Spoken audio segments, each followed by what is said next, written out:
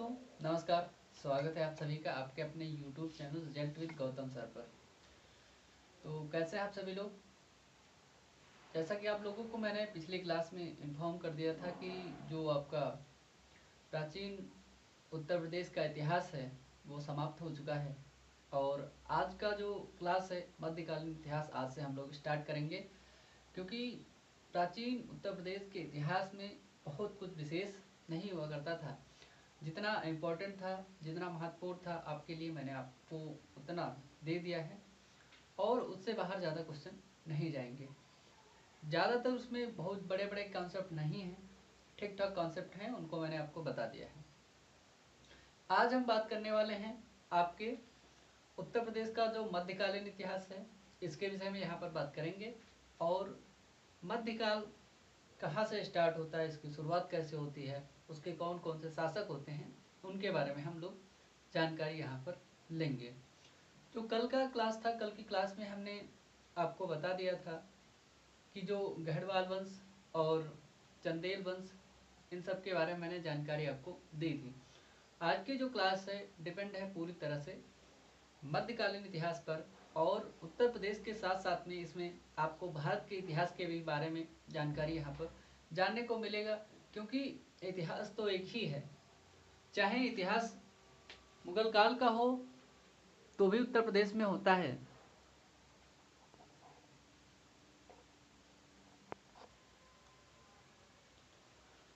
चाहे इतिहास मुगल काल का हो या कोई अन्य खिलजी वंश हो, कोई भी सैयद वंश हो, लोधी वंश हो, कोई भी वंश हो, तो उत्तर प्रदेश के साथ साथ में वो भारत में भी चल रहा था।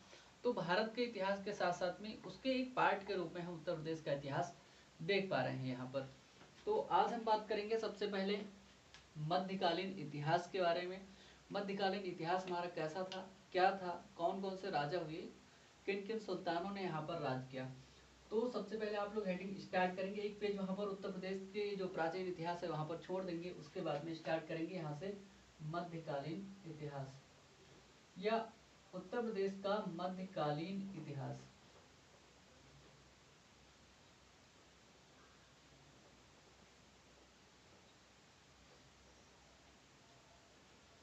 अगर आप लोग लिखना चाहें तो यहाँ पर लिख सकते हैं उत्तर प्रदेश का मध्यकालीन इतिहास। ठीक है, तो यहाँ पर मध्यकाल की जो स्टार्टिंग होती है, शुरुआत होती है, तो मैंने आपको बताया था कि सबसे पहले जब मोहम्मद गौरी का आक्रमण होता है, जयचंद को मोहम्मद गौरी ने हरा दिया और उसकी हत्या कर दी। उसके बाद में चंदावर के युद्ध में इटावा के आसपास के क्षेत्र में उसमें मदद करता है आपका कौन, कुतुबुद्दीन ऐबक। कुतुबुद्दीन ऐबक उसके साथ में रहता है और उसकी मदद करता है उसको हराने में, जयचंद को हराने में। जब उसने उसको हरा दिया तो उसके बाद में होता क्या है, वहाँ का जो प्रमुख होता है ना चंदावर या उसको इटावा क्षेत्र का, वहाँ का प्रमुख बना देता है किसको, कुतुबुद्दीन ऐबक को, क्योंकि वो उसका सबसे अच्छा, मतलब गुलाम तो था ही लेकिन उसका सबसे अच्छा सैनिक भी हुआ करता था गुलाम होने के साथ साथ में। तो जब हम बात करते हैं वो आपके मध्यकालीन इतिहास की, तो मध्यकालीन इतिहास कहाँ से स्टार्ट होता है, तो मध्यकालीन इतिहास की जो शुरुआत होती है भारत में, मध्यकालीन इतिहास की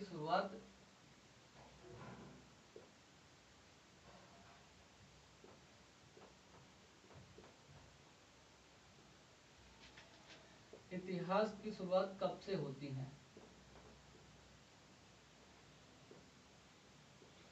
इतिहास की जो शुरुआत है ना, जो गुलाम वंश है जिसकी स्थापना किसने करी थी, गुलाम वंश,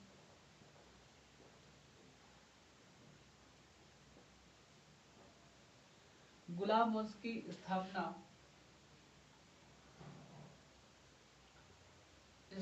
के साथ होता है। कब स्टार्ट होता है मध्यकाल, गुलाम वंश की स्थापना के साथ। गुलाम वंश की स्थापना कब की थी, 1206 ईस्वी में। 1206 ईस्वी में गुलाम वंश की स्थापना कुतुबुद्दीन ऐबक करता है। आज मुख्य रूप से इसको ही हम लोग पढ़ेंगे, कुतुबुद्दीन ऐबक को। ऐबक ने क्या किया, जब 1205 में एक युद्ध होता है, मैं थोड़ा सा इसके बारे में बता दूं। कुतुबुद्दीन ऐबक ने 1206 ईस्वी में जो गुलाम वंश है, गुलाम वंश की स्थापना की थी। इसकी गुलाम वंश की,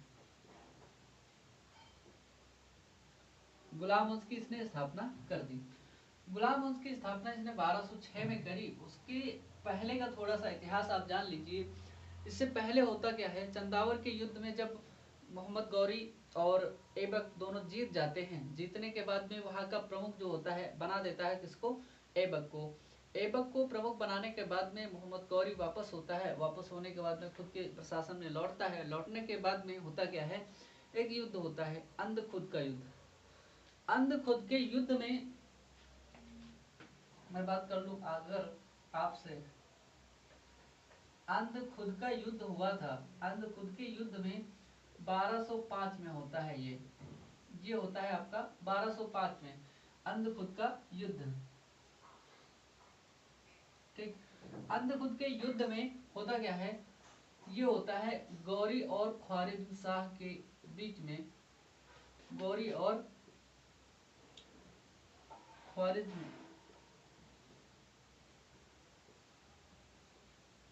ख्वारिज़्म शाह, इन दोनों के बीच में एक युद्ध होता है।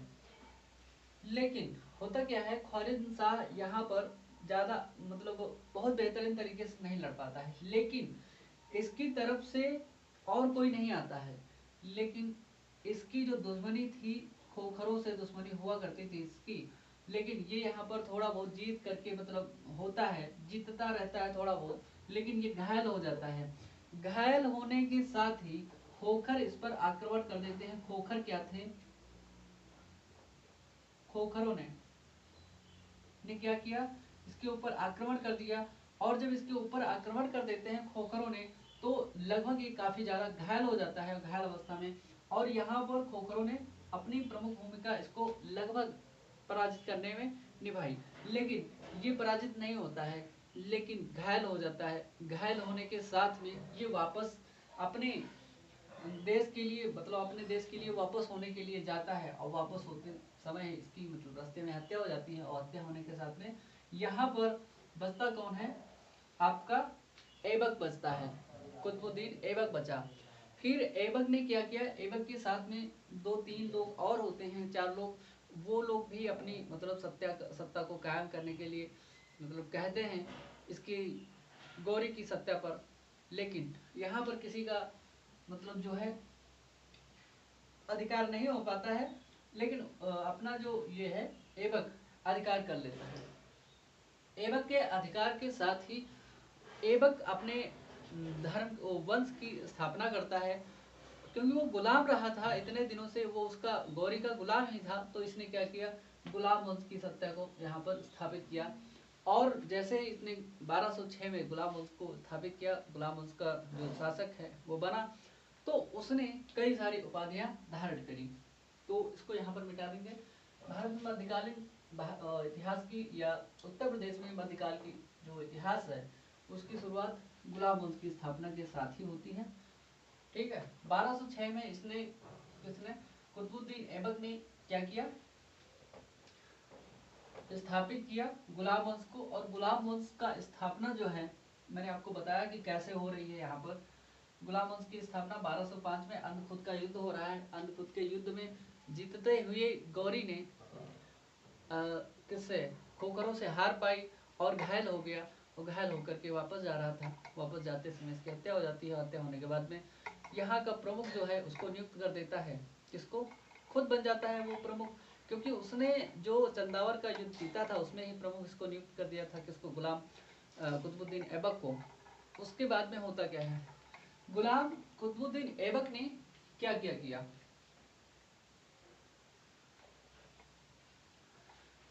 कई सारी इसने उपाधियां धारण की। किसने, कुतुबुद्दीन ऐबक ने। ऐबक ने क्या किया, ऐबक ने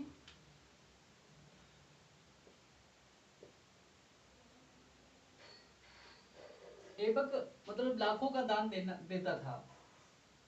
ऐबक लाखों का दान देने वाला।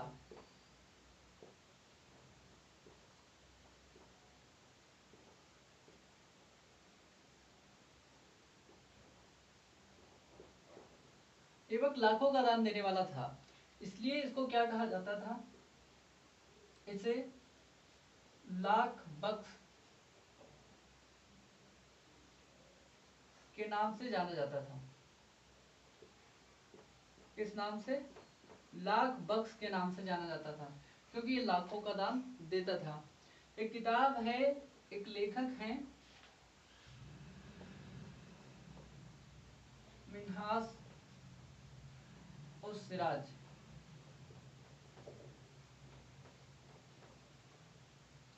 उन्होंने किताब लिखी तबकात ए नासिरी, या इसको तबकात ए नासिरी लिख सकते हैं। इन्होंने किताब लिखी तबकात ए नासिरी। इन्होंने ऐबक को क्या कहा? ऐबक को हातिम ताई की उपाधि, मतलब हातिम ताई कहा। क्या कहा? हातिम ताई।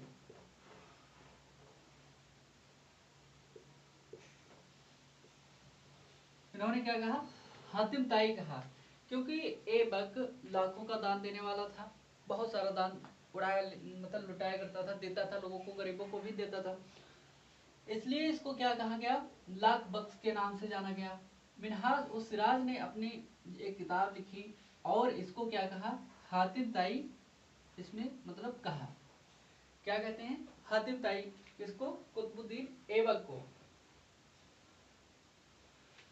ऐबक ने एक और अच्छा काम किया था गौरी की नजर में, और मोहम्मद गौरी ने उसको मलिक की उपाधि दी, क्योंकि ऐबक उसकी नजर में, गौरी की नजर में, ऐबक ने क्या किया? मेरठ में विद्रोह होता है और मेरठ के विद्रोह को दबा दिया था। किसने? ऐबक ने।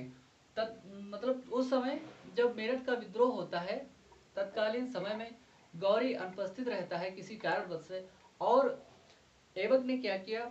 ऐबक ने मेरठ का विद्रोह हुआ और मेरठ के विद्रोह को क्या किया? गौरी की उपस्थिति में, गौरी यहाँ पर नहीं हुआ करता था उस समय, अनुपस्थित था। गौरी क्या था? अनुपस्थित था।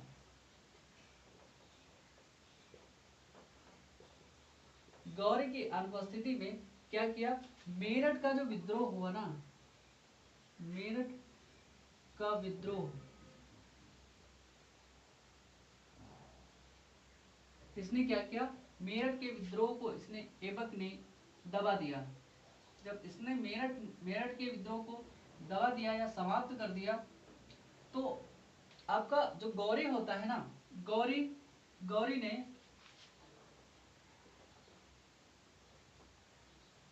गौरी ने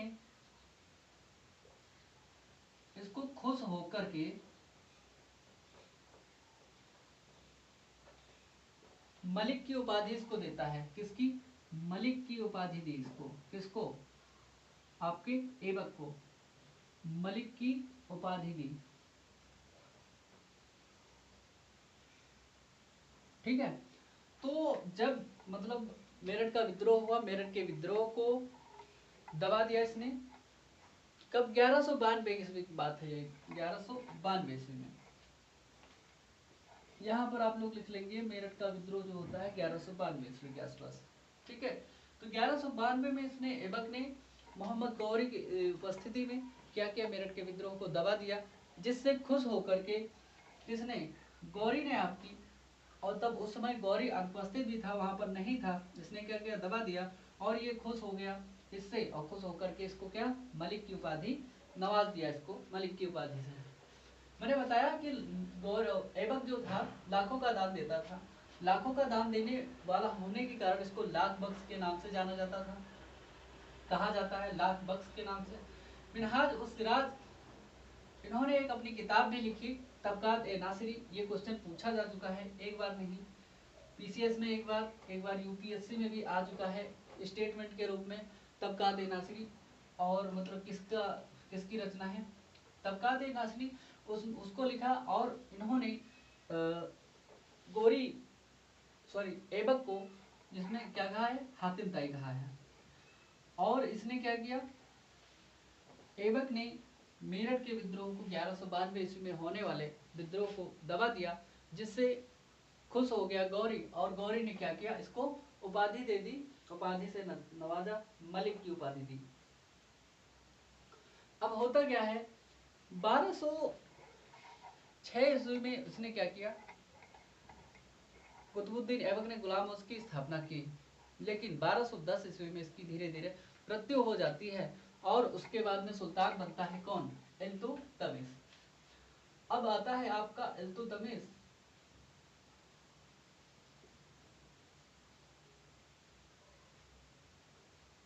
इल्तुतमिश सुल्तान बनता है। इल्तुतमिश ने क्या किया? इल्तुतमिश ने जो राज किया अपना 1210 ईस्वी से लेकर के 1236 ईस्वी तक, क्या रहता है? 1236 ईस्वी तक ये अपना सुल्तान मतलब बना रहता है, दिल्ली का सुल्तान। जब पहले नियुक्ति हुई थी इसकी, दिल्ली पर जब इसका अधिकार हुआ, उससे पहले जो ये था ना इल्तुतमिश, ऐबक का उत्तराधिकारी कौन होता है? ऐबक का उत्तराधिकारी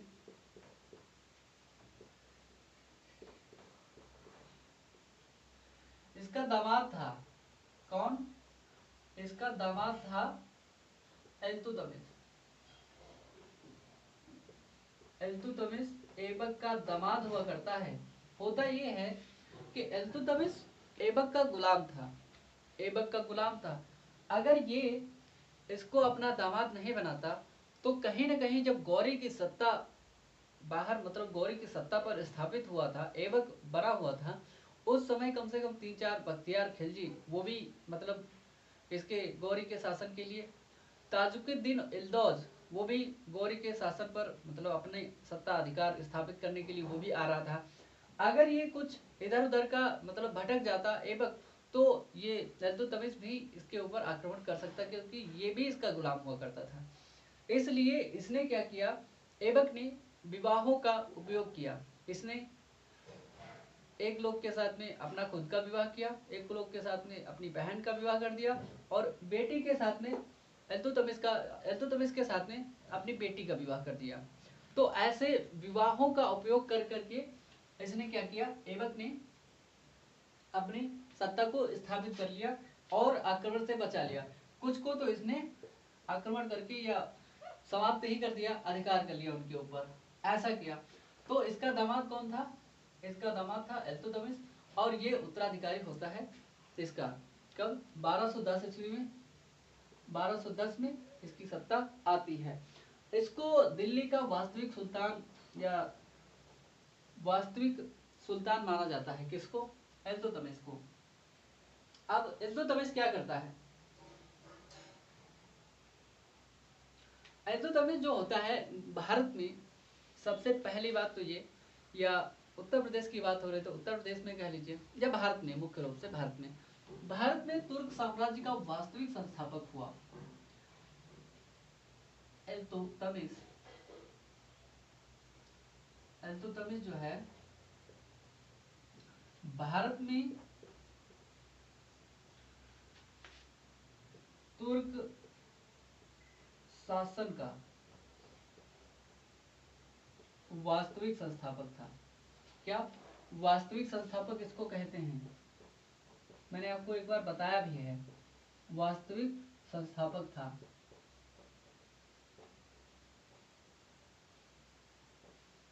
ठीक है, वास्तविक संस्थापक हुआ ये वो इसलिए क्योंकि इसके समय में मुख्य रूप से जो सत्ता है वो आगे बढ़ी थी और गुलाम वंश को इसने काफी आगे बढ़ाया। देखिए, वास्तविक संस्थापक तो ये है ही। जब इल्तुतमिश शासक बना, यहाँ का दिल्ली की सत्ता इसने संभाली, इससे पहले ये कहाँ पर था? इससे पहले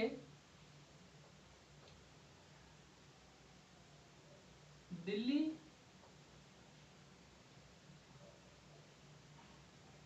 सुल्तान बनने से पहले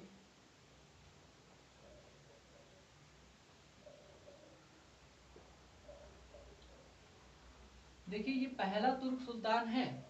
क्यों? क्योंकि जो आपका लाख बख्श हुआ करता था ऐबक, ऐबक ने क्या किया था, कभी ना तो अपने नाम का खुतबा पढ़वाया था, ना तो कभी उसने मतलब अपने राज्यारोहण, ना तो कभी राज्याभिषेक करवाया था उसने अपना। तो इसलिए वो सुल्तान नहीं, मतलब सुल्तान नहीं माना जाता है। ये क्या है, इसने नाम का अपने नाम का खुतबा भी पढ़वाया था और ये सुल्तान प्रथम सुल्तान कहलाता है। दिल्ली का सुल्तान बनने से पूर्व ये कहाँ पर था? पहले ये बदायूं का गवर्नर हुआ करता था। बदायूं का गवर्नर हुआ करता था। कहाँ? बदायूं में। बदायूं का जब एक गवर्नर हुआ करता था तो इसी को क्या कहते हैं, गवर्नर को इक्तेदार कहते हैं। इक्तेदार, इक्तेदार हुआ करता था। कहाँ का? बदायूं का। और मैं बात करता हूँ उस समय जब ये बदायूं का इक्तेदार हुआ करता था, तो बदायूं की जो उसमें अधिकार में आता था, अधिकार क्षेत्र में, तो बदायूं की सत्ता जो थी काफी बेहतर, सर्वोच्च हुआ करती थी। यहाँ पर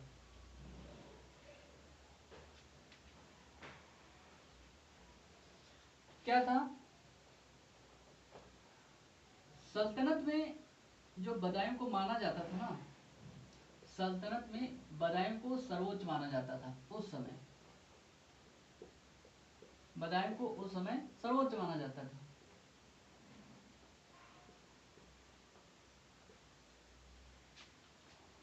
क्या था? सर्वोच्च था।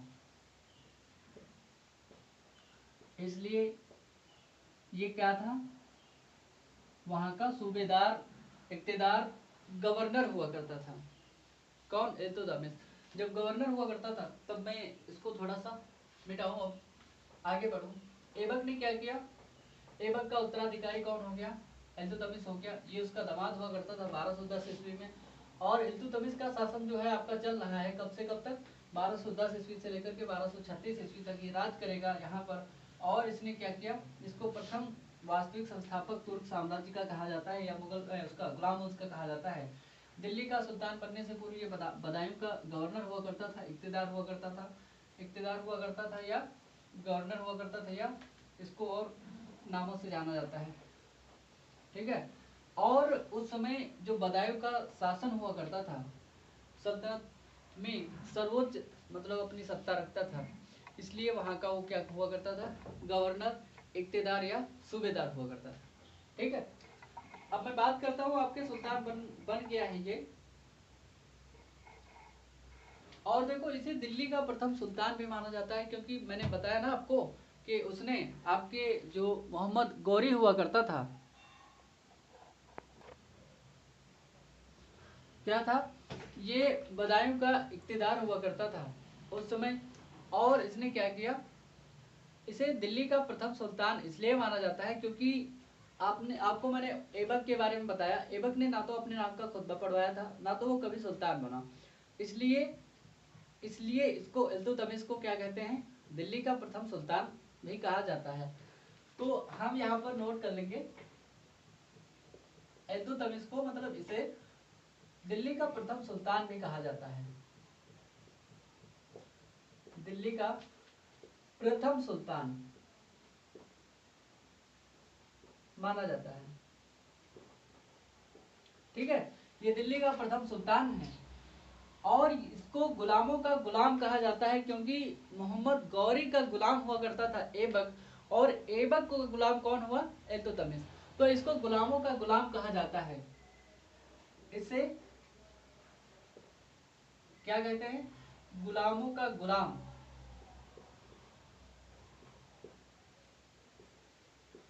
गुलामों का गुलाम कहा जाता है। मैंने आपको बताया क्योंकि ये ऐबक का गुलाम हुआ ही करता था। और ऐबक किसका गुलाम था, ऐबक गौरी का गुलाम था। किसका, गौरी का। ठीक है। और गौरी का गुलाम कौन हुआ करता था, इल्तुतमिश। तो ये गुलामों का गुलाम कहलाता है। इसको आप नोट कर लेंगे, गुलामों का गुलाम निम्नलिखित में से क्वेश्चन आता है आपका, निम्नलिखित में से किसको गुलामों का गुलाम कहा जाता है, या कौन सा सुल्तान गुलामों का गुलाम कहलाता है? तो यहाँ पर आपका उत्तर हो जाएगा इल्तुतमिश।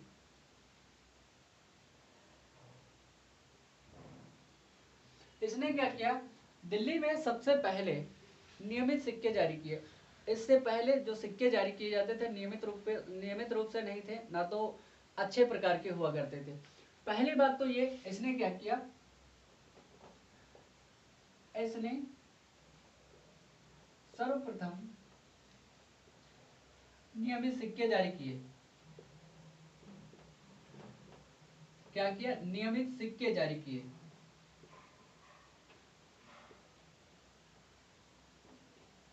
वो कौन से सिक्के हुआ करते थे? इसने जारी किया चांदी का सिक्का, एक क्या चांदी का सिक्का हुआ करता था जो इसने जारी किया।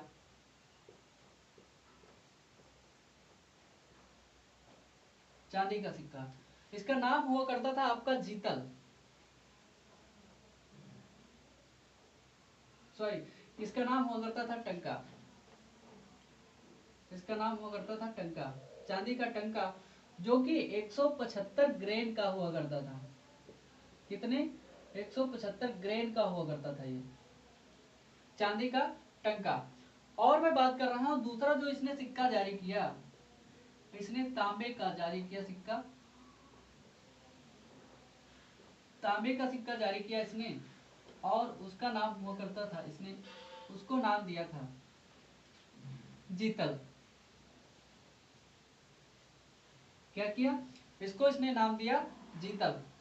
देखिए, इसने चांदी का सिक्का 175 ग्रेन का जारी किया, जिसको हमने कहा, इसने बताया इसको टंका, लेकिन जो इसका तांबे का सिक्का हुआ करता था, इसको इसने नाम दिया जीतल। अब देखते हैं, देखिए सर्वप्रथम इसने नियमित सिक्के जारी किए, ये बात नियमित वाली है। लगातार ये सिक्के अपने जारी करता रहा, जब तक इसका शासन हुआ करता था तब तक इसने सिक्के जारी किए। और जो इसके सिक्के हुआ करते थे ना, शुद्ध अरबी शैली में हुआ करते थे। कैसे? इसके सिक्के जो हैं शुद्ध अरबी शैली में हुआ करते थे।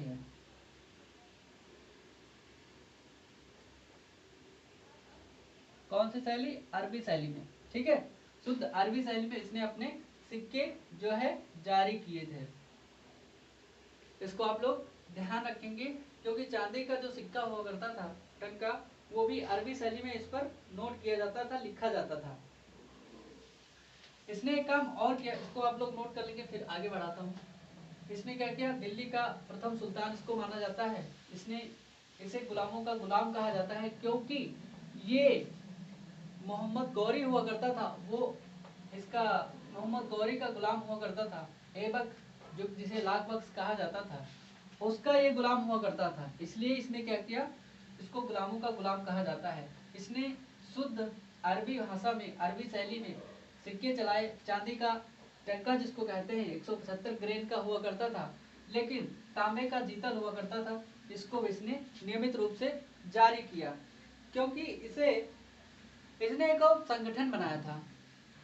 40 विश्वसनीय अपने सरदारों को नियुक्त किया, और उन सरदारों को इकट्ठा करके उनको बेहतर प्रशिक्षण दिया। उन प्रशिक्षण में से 40 लोगों को नियुक्त किया, और नियुक्त करने के बाद में उसको चालीसा कहा। चालीसा कहता है, इस जो गठन हुआ करता था, इस संगठन का एक और नाम होता है, मैंने बताया इसने सबसे विश्वसनीय सरदार हुआ करते थे इसके, उनको नियुक्त किया था, क्योंकि जिस पर विश्वास होगा इसी को वो बनाएगा। क्या किया इसने, सबसे अपने सबसे विश्वसनीय सबसे विश्वसनीय 40 तुर्क सरदारों को, कितने? 40 तुर्क सरदारों को क्या किया इसने, तुर्क सरदारों को नियुक्त किया, और इसे को नियुक्त करके एक गठन बनाता है, गठन या संगठन बनाता है। और गठन या संगठन के बाद 40 तुर्क सरदारों का एक संगठन बनाया। उस संगठन को नाम दिया इसने, देखो जिस पर इसको विश्वास होगा उसी को ये नियुक्त करेगा। बात ये है कि इसको इसने नाम क्या दिया था, इसको इसने नाम दिया था, इस संगठन को इसने नाम दिया था तुर्क ए चहलगानी।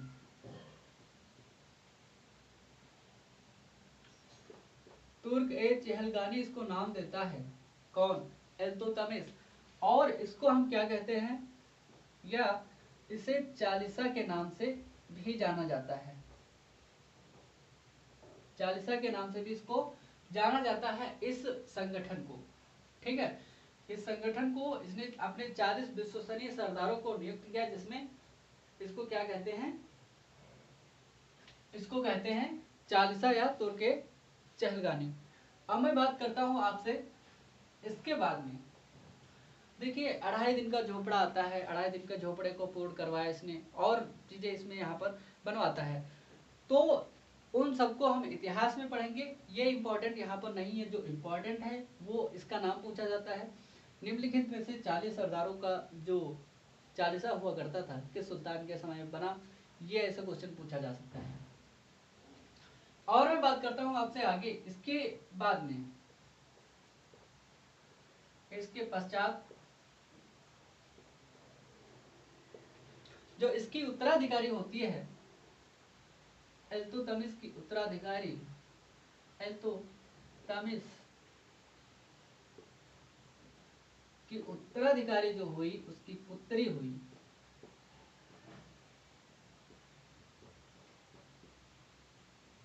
इसका कोई बेटा नहीं हुआ करता था, इसकी बेटी उत्तराधिकारी, इसकी अपनी बेटी को इसने नियुक्त कर दिया था, इसने बता दिया था कि इससे हमारे बाद में हमारी पुत्री उत्तराधिकारी हमारी बनेगी।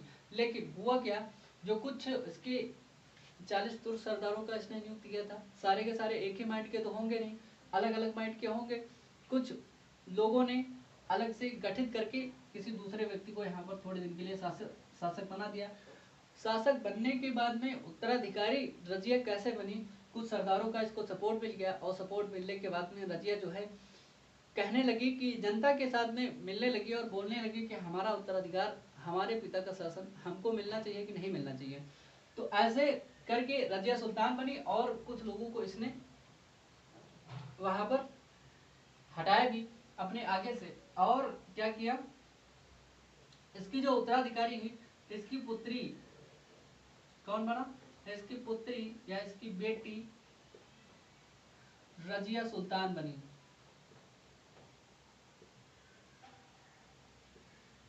रजिया सुल्तान ये भारत की प्रथम महिला सुल्तान है। कौन, रजिया सुल्तान भारत की प्रथम महिला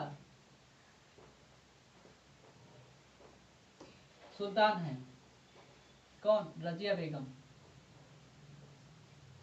ठीक है, तो इसने क्या किया, 1236 ईस्वी में जो रजिया होती है ये शासक बनती है और 1240 ईस्वी तक ये सत्ता में रहती है रजिया सुल्तान। मैं बात कर रहा था आपसे, सबसे पहले इसने अपने विश्वसनीय सरदारों को नियुक्त किया और 40 सरदारों का संगठन एक बनाया, जिसको इसने क्या कहा, क्या नाम दिया, चालीसा या तुर्क ए चहलगामी। और इसने क्या किया, इसके बाद में इसकी बेटी जो उत्तराधिकारी बनती है जिसको रजिया सुल्तान नाम दिया जाता है, रजिया लाल कपड़े पहन करके, लाल मतलब वो बांध करके, मुंह में कपड़े बांध करके आती थी और अपने शासक को देखती थी। जब भी कभी भी किसी भी समस्या का समाधान करना होता था तो रजिया के साथ में, मतलब जो इसका चहलगामी हुआ करता था, चालीसा हुआ करता था, चालीसा के साथ में ये अपने साथ में जुड़ी रहती थी। लेकिन तमिश ने 2.5 दिन के झोपड़े के बारे में भी मतलब उसको बोर्ड करवा दिया, जिसको स्टार्ट करवाया था किसने, आपके ऐबक ने। और मैं बात कर रहा था इसकी रजिया सुल्तान की। रजिया सुल्तान के बारे में आपको यही याद रखना है कि जो रजिया सुल्तान हुआ करती थी ये भारत की प्रथम महिला सुल्तान है। अब बात करता हूं मैं इसके बाद में जो प्रमुख शासक हुआ, इसके बाद रजिया के बाद प्रमुख शासक कौन आता है, प्रमुख शासक कौन आता है यहाँ पर? बलबन। नाम होता है इसका बलबन। ठीक है, तो ये बलबन यहाँ पर शासक बनता है और सुल्तान बनता है। तो इसने कब से कब तक? 1265 ईस्वी से शासन अपना स्टार्ट करता है। ठीक है, अब मैं बात कर रहा था आपसे बलबन की। तो बलबन क्या हुआ, इसने क्या किया, 1265 ईस्वी से अपना शासन स्टार्ट किया और 1287 ईस्वी तक ये क्या रहता है? सुल्तान बना रहता है। 1287 ईस्वी तक ये क्या क्या रहा था? सुल्तान बना रहा दिल्ली का। होता क्या है, बलबन ने एक काम और किया, बलबन ने इसको समाप्त कर दिया। किसको? बलबन ने, ये जब दिल्ली का सुल्तान बना, अगला शासक 1265 से 1287 के बीच में शासक तो बनता है, लेकिन 1240 से 1265 के बीच में कोई शासक नहीं रहे थे। उन्होंने क्या किया था, छोटा छोटा शासक रहे थे, कुछ कुछ दिनों की सत्ता उनकी आई फिर चली गई, लेकिन उसके बाद में जो प्रमुख शासक हुआ, प्रमुख शासकों की हमें बात करनी है, वो बलबन हुआ। बलबन ने क्या किया, 1265 में खुद की सत्ता स्थापित करी। उससे पहले इसने अपने दामाद को नियुक्त किया था कुछ दिनों के लिए, ये इनडायरेक्ट रूप से शासन करता था। ठीक है, तो उसके बाद में बलबन ने अपनी खुद की सत्ता जो स्थापित करी 1265 में स्थापित करी। अच्छा, बात कर रहे थे बलबन की, तो बलबन ने क्या किया, जैसे ही सत्ता में आया, इसने क्या किया, बलबन ने जो आपका तुर्क ए चहलगामी हुआ करता था, तुर्क ए चहलगामी को इसने क्या किया, समाप्त कर दिया, को समाप्त कर दिया,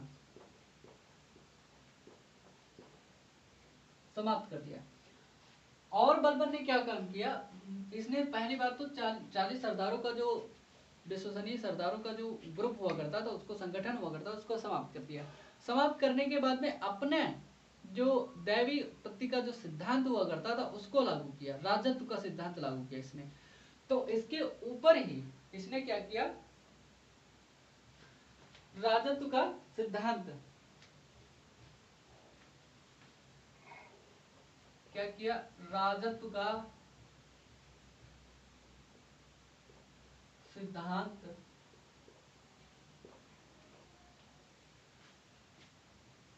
या नियामत एक खुदाई, नियामत ए खुदाई, क्या कहते हैं इसको, राजत्व का सिद्धांत या नियामत एक खुदाई, या इसको कहते हैं अथवा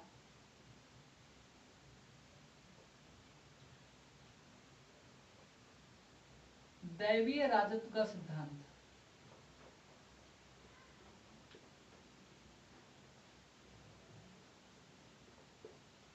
इसने क्या किया, बलबन ने एक काम कर दिया ताकि इससे सब लोग, ताकि इसके खिलाफ कोई उठ खड़ा ही ना पड़े, उठ खड़ा ही ना हो इसके खिलाफ। इसने कहा कि मैं ही वो देवता हूं जिसको अल्लाह ने भेजा है आप सब लोगों के ऊपर शासन करने के लिए। क्या किया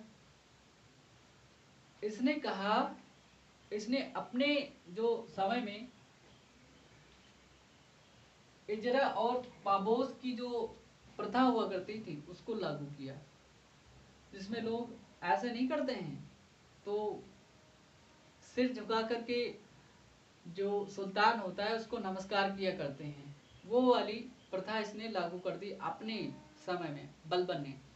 तो क्या किया, दैवी राजत्व का सिद्धांत लागू किया, इसको नियामत ए खुदाई नाम दिया। इसी को क्या कहते हैं, इसको कहते हैं राजत्व का सिद्धांत। इसको इसने लागू कर दिया। लागू करने के बाद में बलबन ने इसको यहाँ पर लागू किया और उसके बाद में अपनी सत्ता को संभाला। इस सत्ता के साथ में बलबन ने बहुत से काम किए, क्योंकि बलबन उस समय शक्तिशाली शासक हुआ करता था, क्योंकि दिल्ली पर अधिकार करना कोई ऐसे ही नहीं लोग कर सकते थे। इसने क्या किया, फारसी त्योहारों को मनाना स्टार्ट कर दिया, क्योंकि यहाँ पर फारसी त्योहार पहले नहीं मनाए जाते थे, लेकिन इसने स्टार्ट कर दिया। किसने? बलबन ने क्या किया, बलबन ने फारसी त्योहार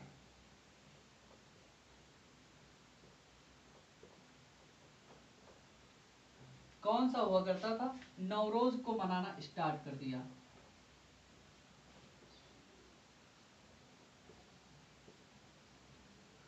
नवरोज को मनाना शुरू किया।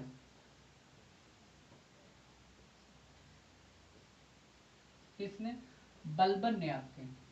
तो आज की जो क्लास है यहाँ तक मैं रखना चाहता हूँ, और इसके बाद में इसके 2 पार्ट और आएंगे, 2 पार्ट और आएंगे। उसमें आपको पता चल जाएगा कि मतलब मुख्य रूप से गुलाम वंश पता चलेगा, और उसके बाद में आपको पता चलेगा खिलजी वंश, और उसके बाद में तुगलक वंश, सैयद वंश और लोधी वंश। इन सब के बाद में आपको हम बताएंगे, भक्ति आंदोलन पढ़ाएंगे कि उत्तर प्रदेश में भक्ति आंदोलन कैसे चला, और इसकी 2 से 3 क्लास, 2 क्लास शायद 2 पार्ट और इसके होंगे। उसके बाद में हम आपको भक्ति आंदोलन पढ़ाएंगे। इसमें कुछ प्रथाएं, इजारेदारी प्रथा चलती थी, उनको भी, प्रथाओं को भी हम बताएंगे अच्छे से, क्योंकि उनका यहाँ पर ख्याल रखना जरूरी है, उनको पढ़ना जरूरी है। तो आज की क्लास यहीं तक मैं रखूँ, और उसके बाद में आज की क्लास कैसी लगी आप लोग बताएंगे यहाँ पर। और जो आपकी क्लासेस चल रही हैं लगातार, आप अपना, जो लोग पीसीएस की तैयारी कर रहे हैं, अपना ध्यान बनाए रखें, और करंट अफेयर को थोड़ा सा मजबूती से पकड़ लें, क्योंकि उसके क्वेश्चन, उसी से रिलेटेड क्वेश्चन पूछे जाते हैं। स्टैटिक पार्ट में हिस्ट्री को ज़्यादा महत्व दें, क्योंकि इतिहास ही ज़्यादा पूछा जाता है। उसमें उत्तर प्रदेश का इतिहास और भारत का इतिहास दोनों पूछे जाएंगे। और उसके साथ में अगर आपको पॉलिटी पढ़ना है तो पॉलिटी पे थोड़ी पकड़ मजबूत रखिएगा, और उसके साथ में आपको पढ़ना चाहिए आपकी एनवायरनमेंट इकोलॉजी, उस पर भी पकड़ आपको बनाकर रखनी है। और एनवायरनमेंट इकोलॉजी और ज्योग्राफी, ये दोनों एक दूसरे के पूरक सब्जेक्ट के रूप में होते हैं। और आज की क्लास को एंजॉय कीजिएगा। तब तक के लिए आगे आने वाली क्लास देखेंगे हम लोग। तब तक के लिए आप सभी का धन्यवाद। नमस्कार।